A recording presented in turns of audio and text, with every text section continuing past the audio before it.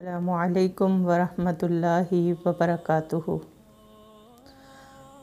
وہ خوش قسمت لوگ کون ہیں، وہ خوش نصیب لوگ کون ہیں، وہ قابل رشک لوگ کون ہیں کہ اللہ کی نورانی مخلوق بھی جن کے لیے رحمت کی دعائیں کرتی ہیں، اللہ کے فرشتے جن کے لیے اللہ سے رحمت مانگتے ہیں۔ بخاری کی روایت کے مطابق وہ شخص جو با جماعت نماز کا انتظار کرتا ہے، اس کے لیے اللہ کے فرشتے رحمت کی دعا کرتے ہیں۔ ابو داؤد کی روایت کے مطابق اگلی صفوں میں نماز ادا کرنے والوں کے لیے فرشتے دعائے رحمت کرتے ہیں۔ ابن ماجہ کی روایت کے مطابق صفوں میں مل کر کھڑے ہونے والوں کے لیے فرشتے دعائے رحمت کرتے ہیں۔ ابو داؤد کی روایت کے مطابق صف کی دائیں جانب کھڑے ہونے والوں کے لیے فرشتے دعائے رحمت کرتے ہیں۔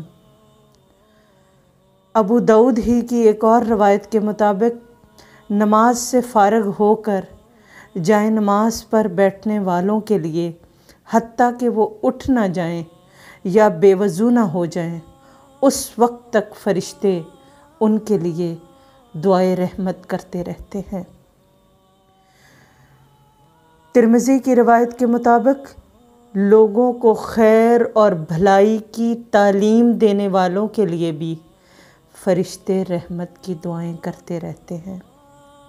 صحیح ترمذی ہی کی ایک اور روایت کے مطابق مریضوں کی عیادت کرنے والوں کے لیے بھی فرشتے دعائے رحمت کرتے ہیں۔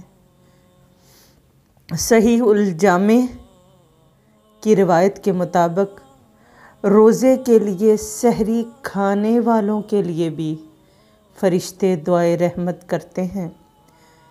ابن ماجہ کی روایت کے مطابق نبی صلی اللہ علیہ وآلہ وسلم پر درود بھیجنے والوں کے لیے بھی فرشتے دعائے رحمت کرتے ہیں۔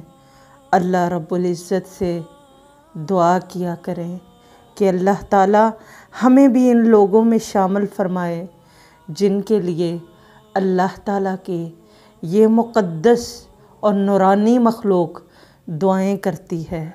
اللہ تعالیٰ ہمیں بھی ان لوگوں میں شامل فرمائے تاکہ ہم بھی اللہ کی اس نورانی مخلوق کی طرف سے ملنے والی دعائے رحمت میں شریک ہو سکے۔